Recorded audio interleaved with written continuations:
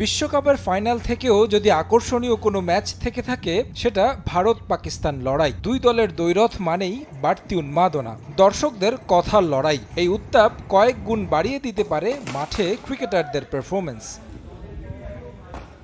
তবে আসন্ন ভারত পাকিস্তান ম্যাচ নিয়ে আশঙ্কা করছেন অনেকেই। ৯ জুন নাসাউ ইন্টারন্যাশনাল ক্রিকেট স্টেডিয়ামে মুখোমুখি হবে প্রতিবেশী দুই দেশ, যে ম্যাচের জন্য অপেক্ষায় সমর্থকরা। প্রায় $১০,০০০ অর্থ খরচ করে টিকিট সংগ্রহ করেছেন। তবে সবকিছুই ভেস্তে যেতে পারে মাঠে ক্রিকেটারদের পারফরম্যান্স।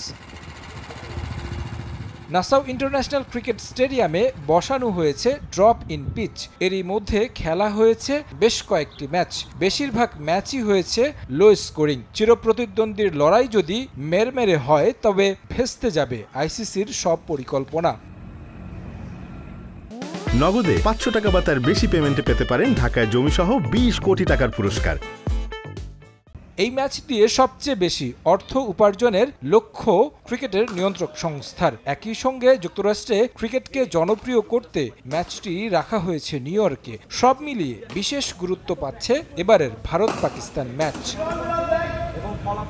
ইংল্যান্ডের সাবেক ক্রিকেটার অ্যান্ডি ফ্লাওয়ার তো বলেই দিয়েছেন নাসাউয়ের উইকেট রয়েছে বিপদ সীমায়। যে উইকেটে ব্যাটসম্যানরা বারবার পড়েছেন কঠিন চ্যালেঞ্জের মুখে। শুধু ড্রপ ইন পিচই নয়, আউটফিল্ড নিয়েও হচ্ছে সমালোচনা। কারণ স্লো আউটফিল্ড হওয়ায় বারবার বল থেমে যেতে দেখা গেছে বেশ কয়েকটি ম্যাচে।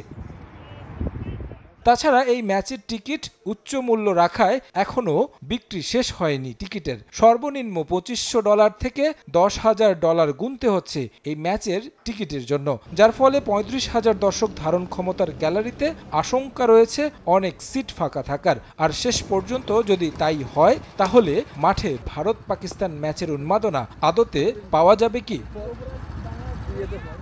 তারেক হাসান শিমুল, সময় সংবাদ।